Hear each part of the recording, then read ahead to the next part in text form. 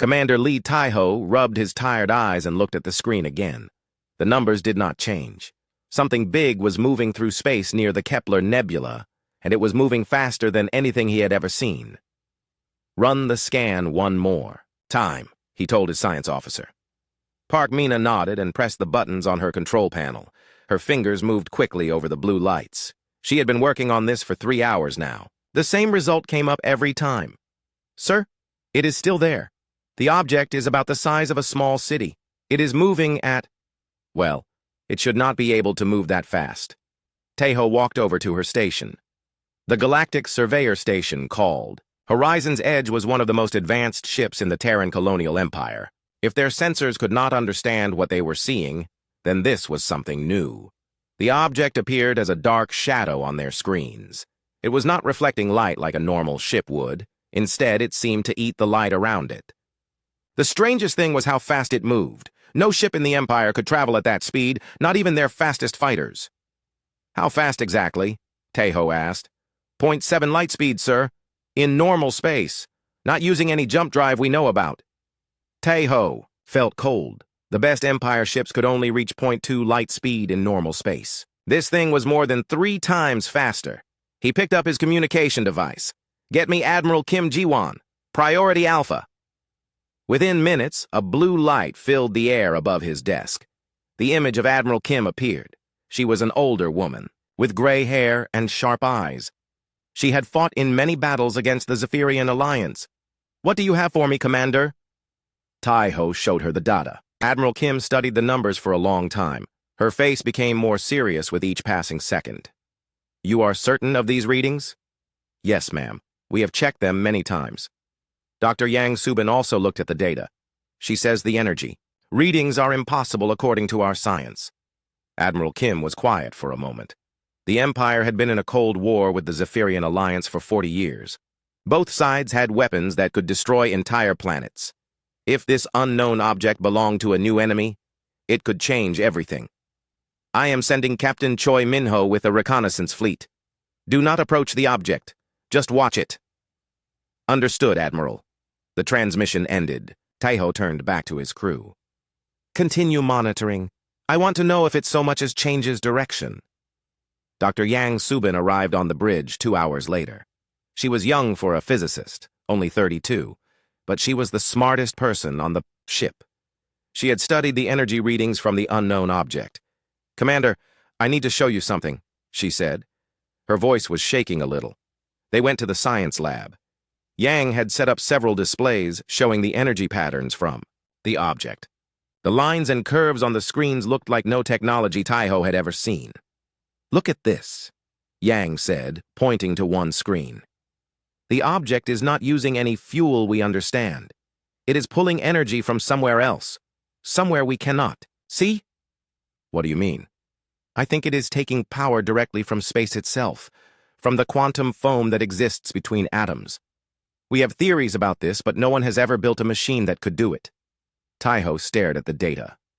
"How advanced would someone need to be to build something like this?"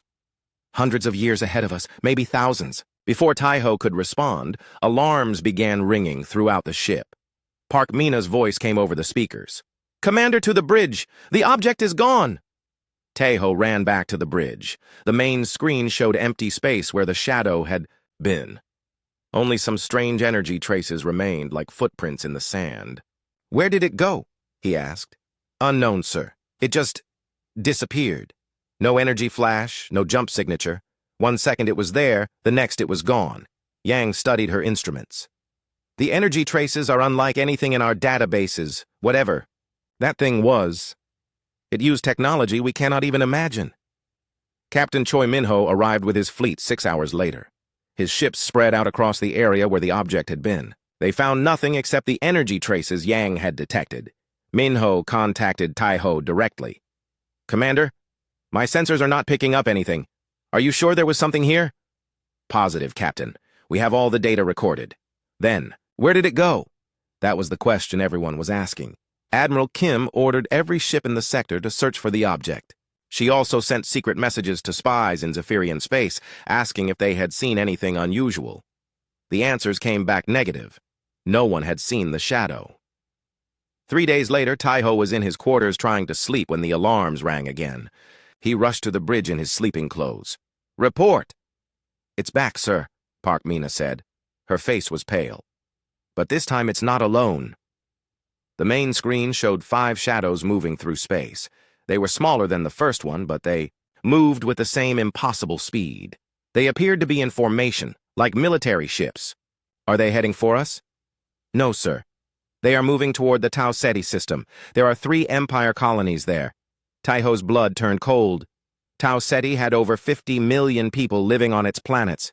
If these unknown ships were hostile, it would be a disaster. "Contact Admiral Kim immediately and get me a line to Tau Ceti Defense Command." The next few hours were chaos. Admiral Kim ordered every available ship to move toward Tau Ceti. The Empire's fastest vessels would take 18 hours to reach the system. The unknown objects would be there in 6 hours. Dr. Yang worked with her team to learn more about the objects. The energy readings were even stranger this time. The 5 smaller objects seemed to be connected somehow, sharing power between them.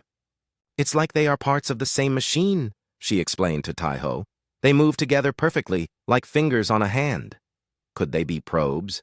Scouts for a larger force? Maybe. Or maybe they are the main force.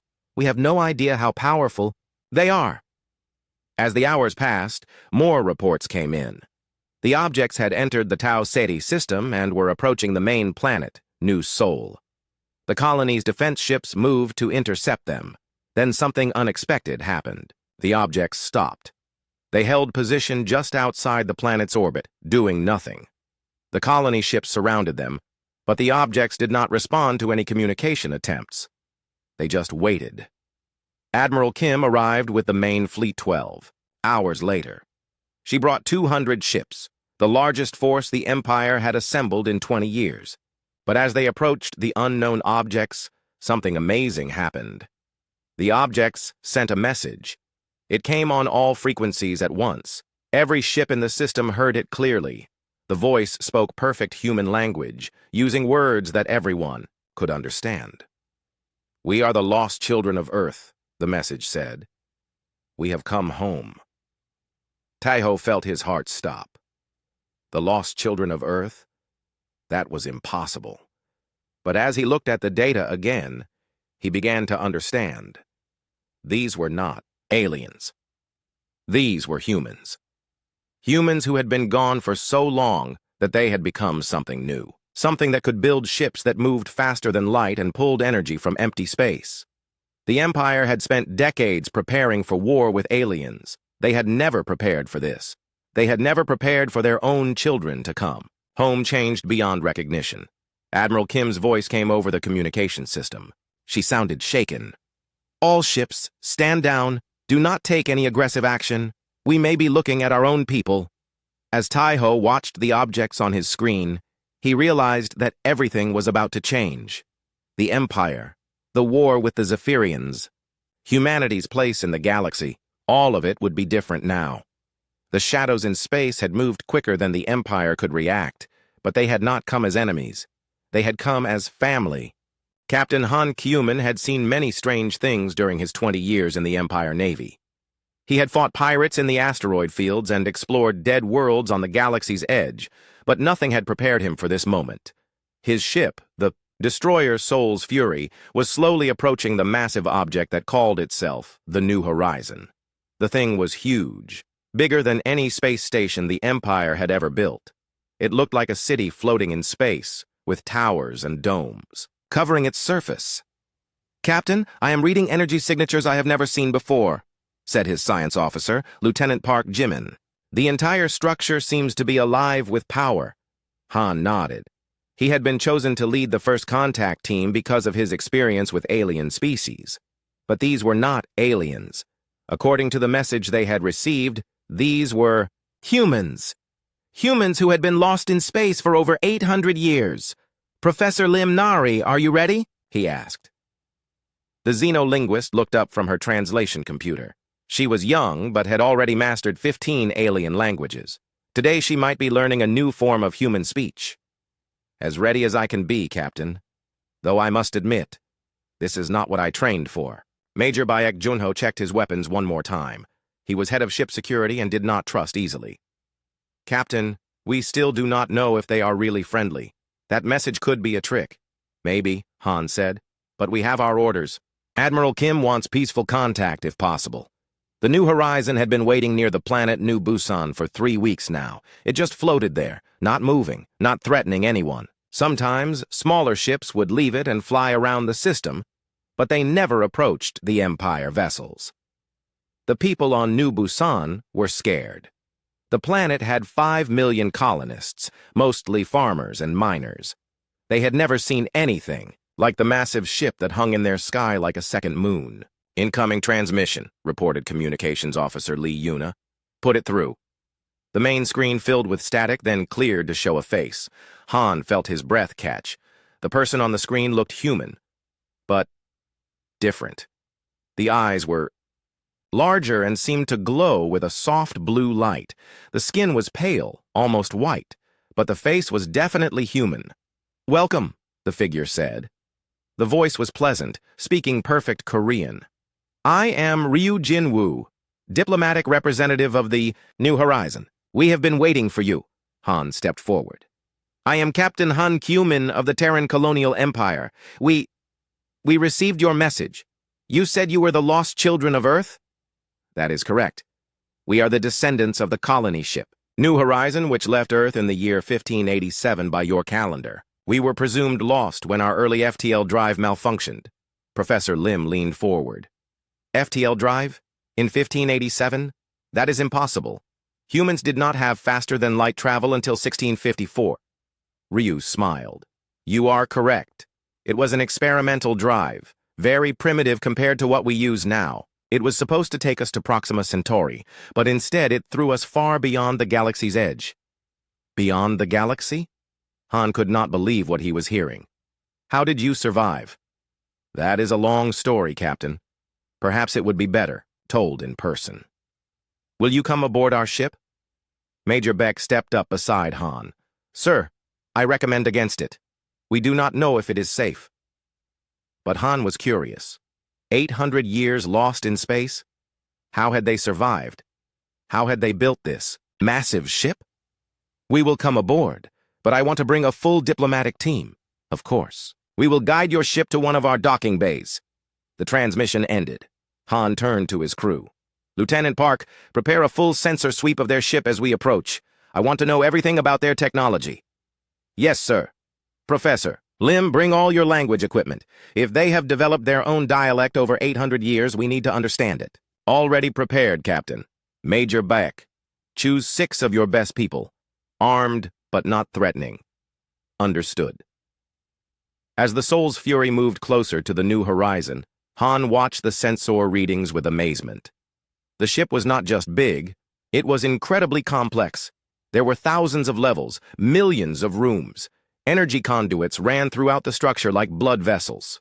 "Captain," Lieutenant Park said, his voice full of wonder, "I am detecting artificial gravity systems, atmospheric processors, what looks like entire farms and forests inside the ship. This is not just a spaceship, it is a complete world." "How many people are on board?" "Hard to tell exactly, but I estimate at least 10 million. Maybe more. 10 million people living on one ship." Han tried to imagine it. The largest empire. City ships held maybe 500,000. This was something beyond their technology. A smaller ship emerged from the New Horizon and approached them. It moved with impossible grace, seeming to glide through space without any visible engines. "They are requesting permission to guide us in," Lee Yuna reported. "Permission granted." The guide ship led them to a massive opening in the side of the New Horizon. As they entered, Han saw that they were in a docking bay larger than most space stations. Hundreds of ships filled the space, each one different from the others. "Those ships," Professor Lim said, staring at the screen. "Some of them look like they are grown rather than built." She was right. Many of the vessels had organic curves and surfaces that seemed alive. Others looked like they were made of pure energy, held in some kind of force field. Their ship landed on a platform that seemed to adjust itself to fit their hull perfectly. Through the windows, they could see figures waiting for them. They looked human, but like Ryu, they seemed different. Taller, thinner, with that same pale skin and glowing eyes. "Atmosphere is normal," reported Lieutenant Park. Temperature is comfortable. I detect no harmful substances. Han stood up. All right, team, let us make history. They left the ship and walked onto the platform. The gravity felt normal, the air smelled clean. But everything around them spoke of technology far beyond anything the Empire possessed. Ryu was waiting for them, along with several others. As Han got closer, he could see more details. These people were definitely human, but they had been changed somehow. Their movements were too graceful, their eyes too bright. Some had what looked like metal threads running under their skin. "Welcome to the New Horizon," Ryu said, stepping forward. "We have waited a long time for this meeting." "How long, exactly?" Han asked. "We detected your Empire's radio signals 50 years ago. We have been watching you since then, learning your languages, studying your culture. We wanted to make sure we approached you correctly." "You have been watching us for 50 years?" "Yes. We had to be careful. We were not sure how you would react to our return." Professor Lim activated her recording device. "Mr. Ryu, can you tell us what happened to your people? How did you survive being thrown beyond the galaxy?" Ryu looked sad for a moment. "We almost did not survive. When our drive failed, we found ourselves in empty space between galaxies. No stars, no planets, nothing but void for millions of light years in every direction. Then how? We adapted. We changed. We became something new." He gestured to his glowing eyes. "These modifications allow us to see energy patterns directly. The metal threads you see are biomechanical interfaces that connect us to our ship's systems." Major Bike was studying the area around them. "Your security systems.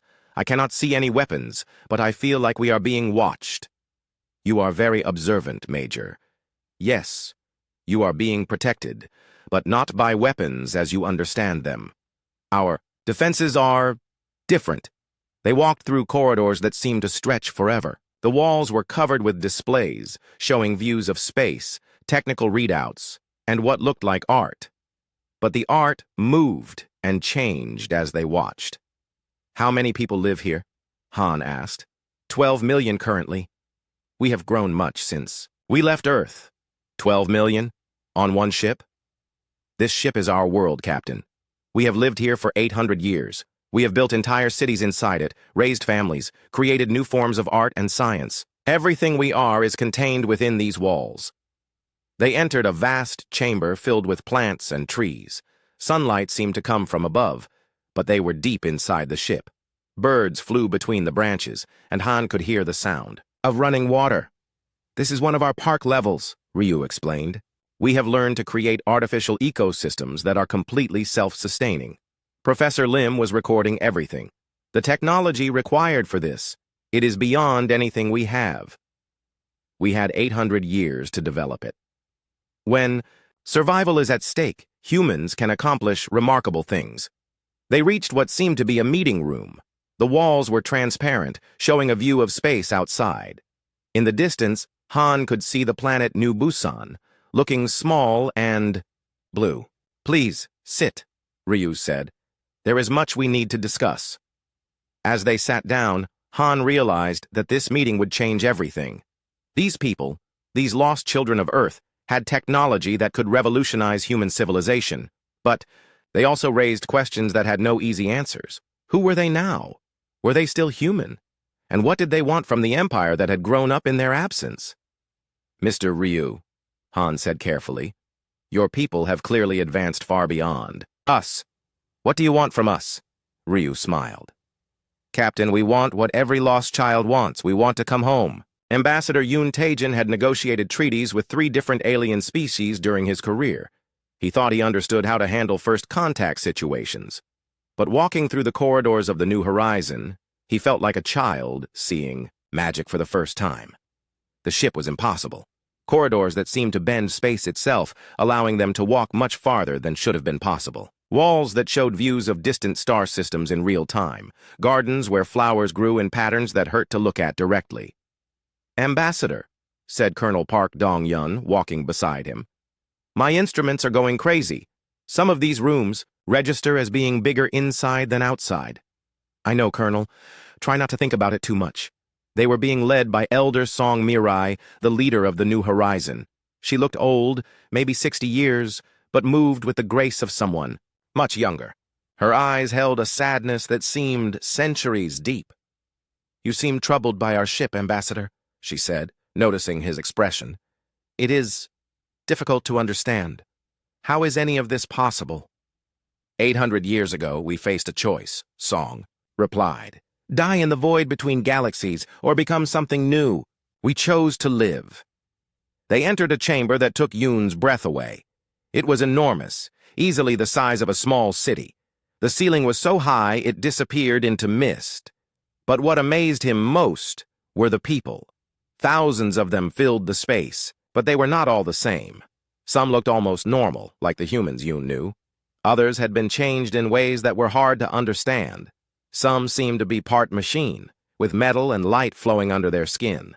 Others appeared, almost ethereal, as if they were made of energy rather than flesh. "These are my people," Song said with pride. "The descendants of the 12,000 colonists who left Earth so long ago." Dr. Kang Woo-jin approached them. He was one of their engineers, and when he spoke, his voice seemed to come from multiple directions at once. "Welcome, Ambassador. We have prepared a presentation for you." "A presentation?" "You will want to understand how we survived, how we became what we are now." They were led to a viewing area where comfortable chairs waited for them. As they sat, the entire chamber around them changed. Suddenly they were floating in space, surrounded by stars. "This is how it began," Song's voice said. The scene around them shifted, showing a primitive spaceship moving through space. The year 1587, Earth had just developed its first experimental, faster-than-light drive. We were volunteers, 12,000 of us, willing to risk everything to reach Proxima Centauri and establish humanity's first interstellar colony. The ship on the display suddenly flashed with light. Space around it twisted and bent in ways that made Yoon feel sick to watch. The drive failed, but instead of destroying us, it threw us far beyond the galaxy. We found ourselves in the great void, with no stars visible in any direction. The scene changed to show the interior of the ship. Thousands of people huddled together, looking scared and lost. We had supplies for a 5-year journey. We were facing 50,000 years of travel to reach the nearest galaxy. We should have died. "But you did not," Yoon said. "No. We had something that our ancestors could never have imagined. We had each other, and we had time. Lots of time." The scene shifted again, showing years passing quickly. The people on the ship began to change. Some became taller and thinner. Others developed new organs that glowed with inner light. We used genetic modification to adapt to life in space. We developed cybernetic implants to interface directly with our ship's systems. We learned to harvest energy from quantum fluctuations in empty space. Dr. Kang stepped into the display. "The most important discovery came after 200 years. We learned how to transfer consciousness between bodies." Transfer consciousness. Death became optional. When a body wore out, the person's mind could be moved to a new one, or shared between multiple bodies, or exist as pure information in our ship's computers. Yoon felt cold. "You became immortal?" "In a sense. But immortality alone was not enough. We needed purpose. We needed hope." The display showed the ship changing over time. It grew larger, more complex. New sections were added, then entire cities. Built inside its hull, we decided to build a mobile civilization, a ship that could sustain us forever, that could travel between galaxies, that could serve as home for millions of people. Song stepped into the display beside Dr. Kang. "But we never forgot where we came from. Every child born on this ship learned about Earth, about the home we left behind." "You were planning to return?" "Always. But we needed to make sure we were strong enough to survive whatever we found. We had no idea if humanity still existed, if Earth was still there, if we would be welcome." The display shifted to show recent events. Images of Empire ships and colonies appeared around them. 50 years ago, we detected your radio signals. We were amazed and delighted to discover that humanity had not only survived, but had built an interstellar empire. Colonel Park leaned forward. "You have been watching us for 50 years, studying you, learning your languages and customs. making sure we understood what humanity had become in our absence. What did you learn? Song looked sad. That you have not changed as much as we have. You are still recognizably human in ways that we are not. The display around them faded, returning them to the normal chamber. Yoon looked around at the thousands of people, seeing them with new understanding. How many of you are original? Original? Song asked. From the first colony ship, still in your original bodies. None. The last original body died 300 years ago. But the consciousness, the memories, the personality, many of those still exist. So you are all copies?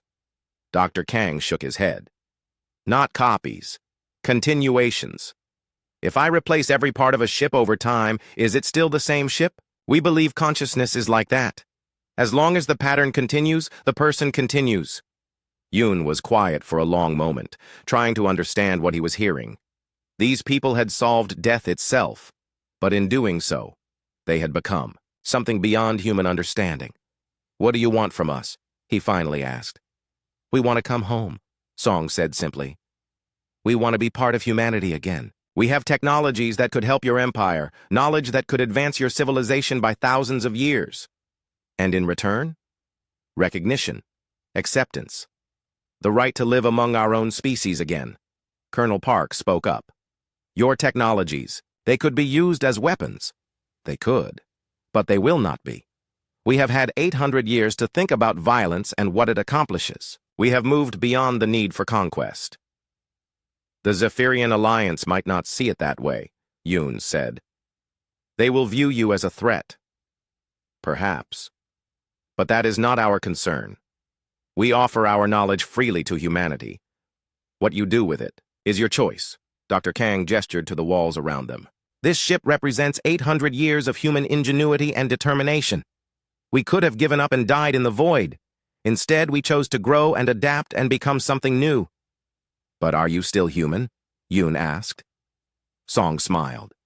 That is the question, isn't not it? We have enhanced bodies, artificial parts, shared consciousnesses. We can live forever and travel between galaxies. But we still laugh at jokes. We still cry when we lose someone we love. We still dream of home. We still remember the taste of Earth apples, Dr. Kang added, even those of us who were born in space. Yoon stood up. He had seen enough for now. His head was spinning with the implications of what he had learned. These people could revolutionize human civilization, but they could also destroy it if their technology fell into the wrong hands. Elder Song, I need to report back to my government. This decision is too big for me to make alone. Of course. Take all the time you need. We have waited 800 years. We can wait a little longer. As they walked back toward their ship, Colonel Park spoke quietly to Yoon. Sir, do you trust them? I do not know. But I know one thing. They are the most human people I have ever met. And that terrifies me. Why? Because they show us what we could become. And I am not sure we are ready for that. Behind them, Elder Song watched them go. She had not told them everything. About the wars they had fought in distant galaxies. About the civilizations they had helped and the ones they had been forced to destroy. About the enemies that might be following them home. Some things could wait. First, humanity had to decide if it wanted its lost children back. And Song hoped they would choose wisely. Because ready or not, the galaxy was about to change forever. General Moon Sangho slammed his fist on the conference table. The holographic displays around the room shook from the impact. This is madness! We cannot simply accept these post-humans into our empire without knowing their true intentions. Defense. Minister Cho Yoonji nodded in agreement. The general is right. They claim to be peaceful, but they have technology that could destroy our entire civilization. We must control this situation before it controls us. Admiral Kim Ji-won remained calm despite the heated discussion. She had been in the Empire's military for 30 years and had learned that fear made people do stupid things. General Moon, what exactly are you proposing? That we attack them? If necessary, yes. We have 200 ships in the system. If we coordinate a simultaneous strike. And then what? Dr. Yang Subin interrupted. Their ship moves faster than light in normal space. Their technology is centuries ahead of ours. What makes you think our weapons could even hurt them? President Hong Seokmin sat at the head of the table, listening to the argument that had been going on for 3 hours. He looked tired. The weight of making this decision was crushing him. The reports from Ambassador Yoon had been shocking. 12 million post-humans living on a ship the size of a small moon. Technology that could revolutionize human civilization or destroy it completely. And they wanted to come home. Dr. Yang, the president said, in your opinion, could we defeat them if we had to? Yang shook her head. Mr. President, I do not think we could scratch their paint. Their ship harvests energy from quantum foam. They have mastered consciousness transfer. They can manipulate space-time itself. Fighting them would be like cavemen attacking a modern army. Then we have no choice but to accept them? Asked Defense Minister Cho. We have choices, Admiral, Kim said. We just need to make smart ones. The debate had been raging in the Empire's government for 3 days since first contact. Every department had an opinion. The military wanted to treat the post-humans as a potential threat. The scientists wanted to study their technology. The politicians wanted to know how this would affect their careers. Meanwhile, reports were coming in from across human space. The Zephyrian Alliance was mobilizing their fleets. Long-range sensors showed alien ships moving toward the border between their territory and the Empire. They see the same reports we do, Admiral Kim explained. They know that humanity has gained access to advanced technology. They view this as a threat to the balance of power. General Moon leaned forward, which is exactly why we need to control this situation now, before the aliens force our hand. Control it how? President Hong asked. We board their ship. Take it over. Secure their technology for the Empire alone. Dr. Yang laughed, but there was no humor in it. General, did you read the report? They have 12 million people on that ship. Many of them are not even fully biological anymore. Some exist as pure consciousness in their computer systems. How exactly do you plan to take over a ship like that? We have Marines, we have weapons. They have been living in space for 800 years. They have survived in the void between galaxies. They have technology that makes our best science look like stone tools. What makes you think our Marines could handle them? Before General Moon could respond, an aide rushed into the room. Mr. President, urgent message from the post-human ship. Put it through. The main display lit up, showing the face of Elder Song. Mirai, she looked concerned. President Hong, I apologize for the interruption, but I felt you should know. We are detecting Zephyrian fleet movements toward your border. It appears they view our presence as a threat. Elder Song, we are aware of the situation. We are discussing our options. I see. May I make a suggestion? Please, allow us to demonstrate our peaceful intentions. We have representatives waiting to meet with your government. They carry gifts, samples of our technology that could benefit your people. General Moon spoke up. What kind of technology? Medical devices that could cure diseases you consider incurable. Power sources that could provide unlimited clean energy. Transportation systems that could make travel between stars as easy as walking across a room. The room fell silent. Everyone understood what this meant. The post-humans were offering to share technology that could transform human civilization overnight. What do you want in return? Defense Minister Cho asked suspiciously. Simply to be recognized as humans, as citizens of the Empire. The right to establish colonies, to trade, to live among our own species again. President Hong looked around the table. Elder Song, we need time to consider this offer. Of course, but please understand. The Zephyrian fleets will reach your border in 72 hours. After that, the choice may no longer be yours to make. The transmission ended. The room erupted in arguments again, but President Hong raised his hand for silence. Dr. Yang, if they are telling the truth about their technology, what could it mean for the Empire? Mr. President, it could mean everything. Disease could become a thing of the past. Energy shortages could be solved forever. We could explore the entire galaxy without worrying about distance or time. And if they are lying, if this is some kind of trick, then we are already dead and just do not know it yet. Sir, they do not need to trick us. If they wanted to conquer us, they could have done it already. Admiral Kim stood up. Mr. President, I request permission to meet with their representatives, not to negotiate, but to assess their true capabilities. Granted. but take no action without my direct authorization. As the meeting broke up, President Hong remained in his chair. Through the windows of Luna Base, he could see Earth hanging in space like a blue jewel. Humanity's birth world, peaceful and beautiful. How many people down there would die if he made the wrong choice? Meanwhile, aboard the New Horizon, Elder Song met with her own council. The chamber was filled with representatives of different factions within their society. Some appeared human. Others had been so modified that their original form was barely recognizable. The Empire is afraid, reported Ryu Jinwoo, their diplomatic representative. They do not trust us. Can you blame them? Asked Commander An Soyeon, head of their security forces. We arrive without warning, claiming to be their lost relatives, carrying technology they cannot understand. I would be suspicious, too. The question is, said Dr. Kang Woo-jin, do we force the issue? We could simply take what we want. No, Song said firmly. We did not survive 800 years in the void just to become conquerors. We are better than that. But the Zephyrians are moving, An pointed out. Our sensors show massive fleet. Formations heading for Empire space. They mean to attack. Then we protect our people, Song replied, whether the Empire accepts us or not. All of humanity are our people, Dr. Kang said quietly. We have never forgotten that. Song nodded. Precisely. We offer them our knowledge freely. If they reject us, so be it. But we will not let them be destroyed by aliens while we watch. Back on Luna Base, President Hong sat alone in his office. On his desk was a data pad containing every report about the post-humans, their technology, their capabilities, their peaceful offers.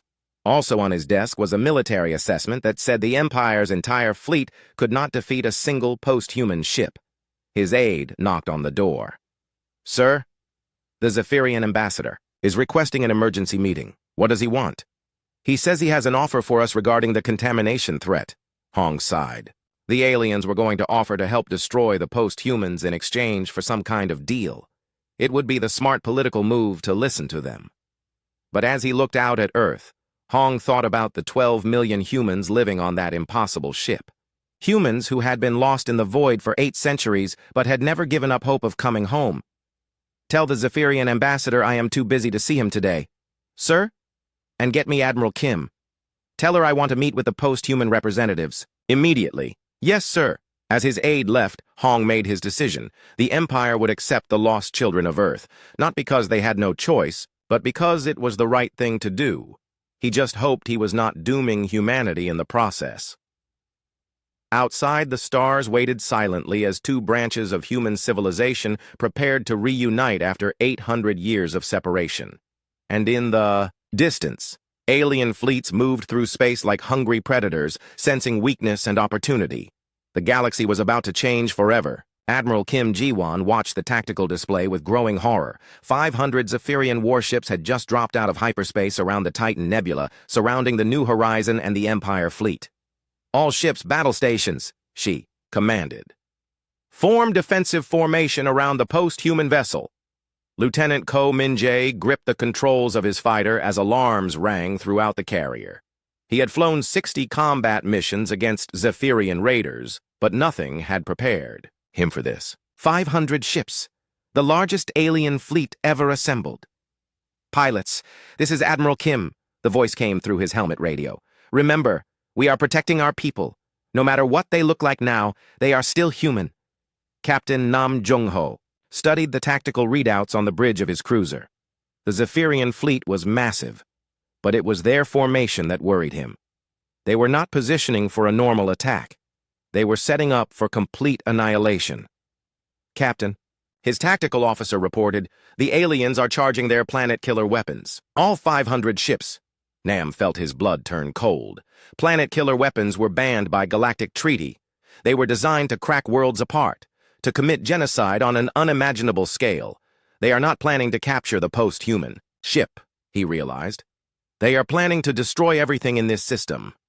On the New Horizon, Elder Song Mirai stood in the command center, watching the alien fleet take position. Around her, the post-human crew worked calmly at stations that looked more like art than technology. Elder, reported Commander An Soyon, the Zephyrians are preparing to fire on all human vessels. They mean to eliminate both the Empire fleet and us in one strike. How long until they are ready to fire? 6 minutes. Song closed her eyes for a moment. 800 years of hiding were about to end. Her people had hoped to return home quietly, peacefully, but it seemed the galaxy had other plans. Signal all Empire ships. Tell them to withdraw to minimum safe distance. Elder, they will not leave. They are forming a protective formation around us. Song smiled sadly. Of course they are. They are human. Admiral Kim received the message from the New Horizon just as her ships finished moving into position. 300 Empire vessels against 500 alien warships. It was suicide, but she would not abandon the post-humans to face this alone. Admiral, came the voice of Captain Choi Minho from his destroyer. The post-humans are asking us to withdraw. They say they can handle this alone. Negative. We stand together. Ma'am, with respect, their ship is just one vessel, even with their advanced technology.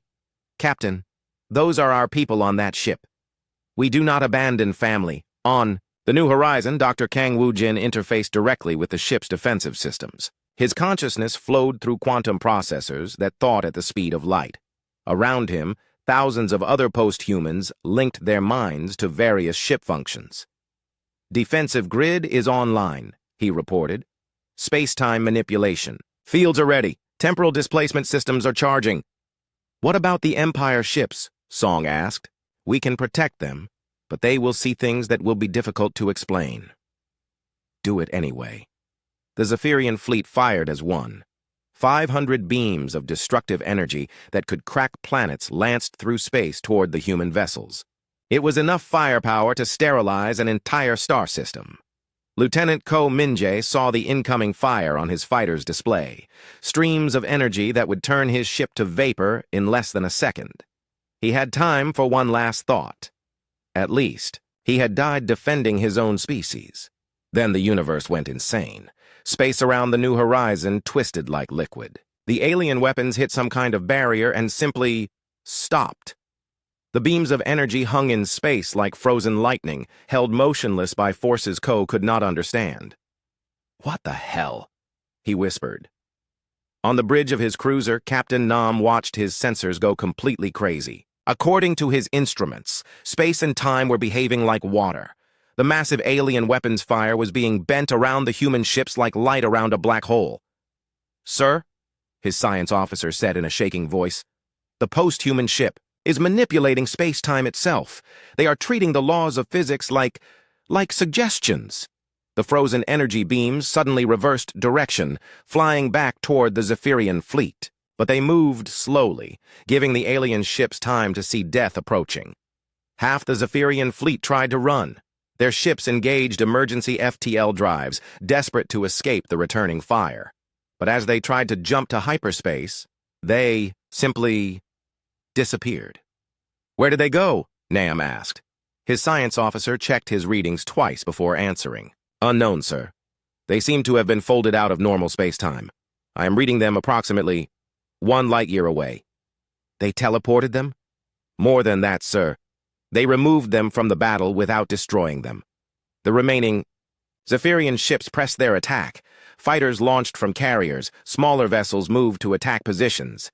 The aliens were brave. Nam had to give them that.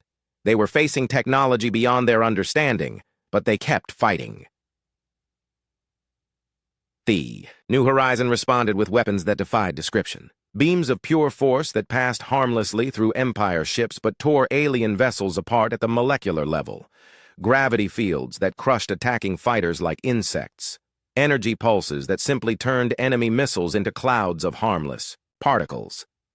Lieutenant Ko watched in amazement as his fighter squadron flew through the battle. Zephyrian weapons passed right through them as if they were ghosts.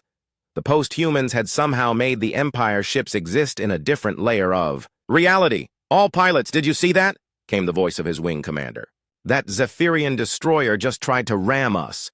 The post-human ship grabbed it with some kind of force field and folded it away. Ko checked his sensors. It was true.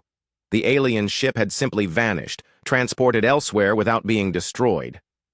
Admiral Kim stood on her bridge, watching the impossible battle unfold around her. The post-humans were not just winning, they were rewriting the rules of combat itself. But what amazed her most was their restraint. "Admiral," her tactical officer reported, "the post-humans are disabling enemy ships, not destroying them. They are removing them from the battle zone intact." "Why would they do that?" "Unknown, ma'am, but alien casualty reports are minimal. The battle lasted exactly 18 minutes. When it was over, the Zephyrian fleet had been completely neutralized. Some ships had been teleported light years away. Others hung dead in space, their crews alive but their weapons and engines disabled. A few had simply been convinced to leave by methods the Empire censors could not explain. Not a single human ship had been scratched. Elder Song appeared on Admiral Kim's main screen, looking tired but calm. "Admiral, are your people unharmed?" "We are fine, thanks to you." "Elder Song, what we just witnessed, how is any of this possible?" 800 years of survival, Admiral. When you live in the void between galaxies, you learn to be very creative with the laws of physics. You could have destroyed the entire Zephyrian fleet in seconds. Why did you spare them?" Song smiled. "Because, Admiral, we are still human. We defend ourselves when we must, but we do not kill when we do not have to." Captain Nam spoke up from his ship. "Elder, our sensors recorded everything, but we do not understand half of what we saw. Your technology is intimidating, yes. But remember, Captain, all technology is ultimately just a tool. What matters is how it is used." Admiral Kim looked around at her fleet. 300 ships that had been prepared to die defending people. They barely understood. And those people had saved them all without taking a single life unnecessarily. "Elder Song, the Empire owes you a debt." "No debt, Admiral. We are family. Family protects each other." Lieutenant Ko flew his fighter back, toward the carrier, still trying to process what he had experienced. He had seen weapons that bent reality itself, shields that existed in multiple dimensions, technology that treated space and time like clay to be molded. But what impressed him most was not the power. It was the control. The post-humans could have erased the Zephyrian fleet from existence. Instead, they had chosen mercy. As the human ships regrouped, long-range sensors detected something new. More Zephyrian fleets were approaching. Word of the battle was spreading across the galaxy. The post-humans had revealed themselves to the universe. There was no hiding their capabilities now. "Elder Song," Admiral Kim said, "I think we need to talk." "Yes, Admiral. I believe we do. The galaxy has just learned that humanity is no longer helpless. That will change everything." As the two fleets moved toward a safe rendezvous point, both sides knew that this battle was just the beginning. The galaxy was full of species that would see humanity's new capabilities as either a salvation or a threat, and humanity, both old and new, would have to decide what kind of future they wanted to build together. 6 months had passed since the Battle of Titan Nebula, and the galaxy was still trying to understand what it meant. Captain Choi Minho stood on the bridge of the Unity's Dawn, watching his mixed crew work together with an efficiency that amazed him every day. At the navigation station, Lieutenant Lee Jisu worked alongside navigation specialist Kang Hyun, one of the post-humans. Hyun's enhanced eyes could see energy patterns directly, while Jisu provided the human intuition that sometimes made the difference between a good course and a perfect one. "Captain," Jisu reported, "we are receiving a priority message from New Earth Station. Put it through." The main screen showed President Hong Xiokmin in his office on the massive orbital station that had become the symbol of human unity. Behind him, through the large windows, both Earth and the New Horizon were visible. Old humanity and new, sharing the same sky.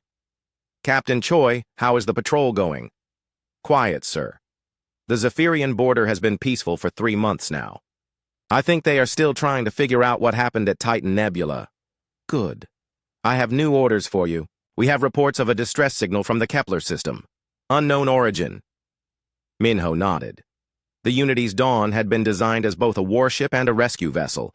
With its mixed crew of baseline humans and post-humans, it could handle almost any situation. "Understood, sir. We will investigate." Captain, the president said, his voice becoming more serious, be careful out there. The galaxy is changing, and not everyone is happy about humanity's new status. The transmission ended. Minho turned to his crew. You heard the president. Set course for Kepler system, maximum speed.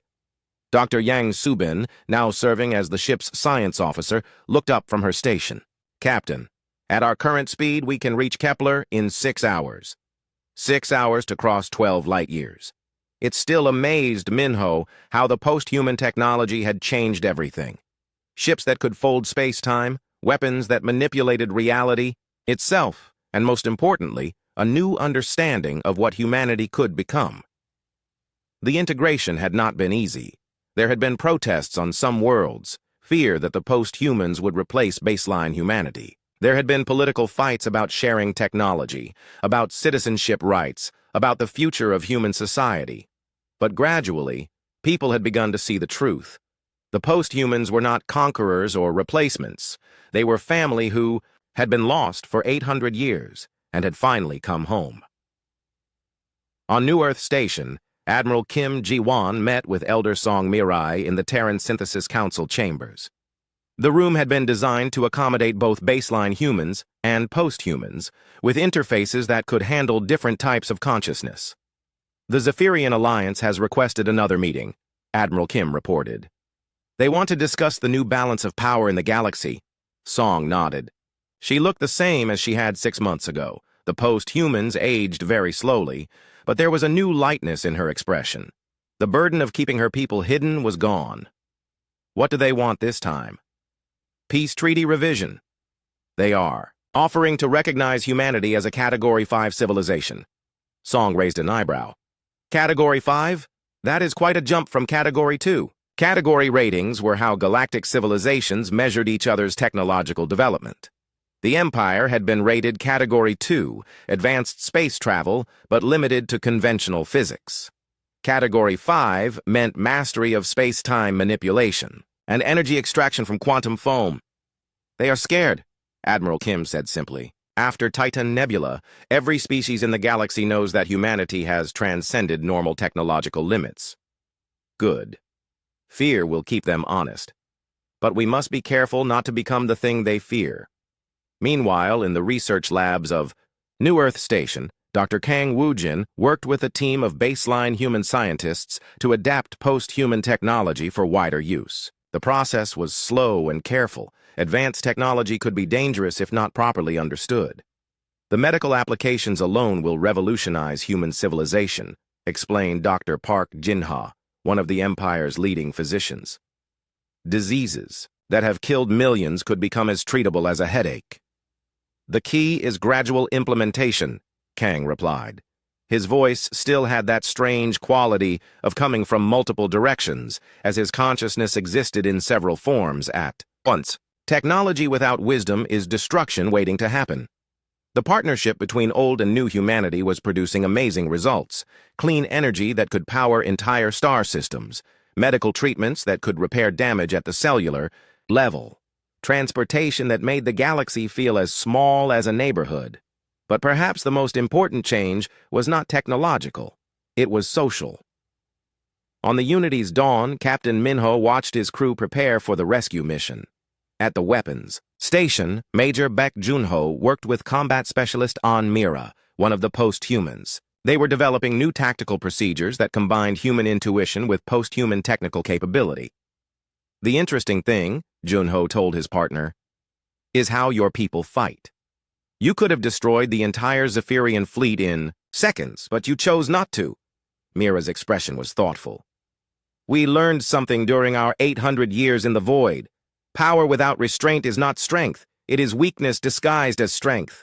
But you could have made the aliens submit completely, forced them to obey. And then what? We would have created enemies that would never stop trying to destroy us. Better to show strength and mercy together. That creates respect, not just fear.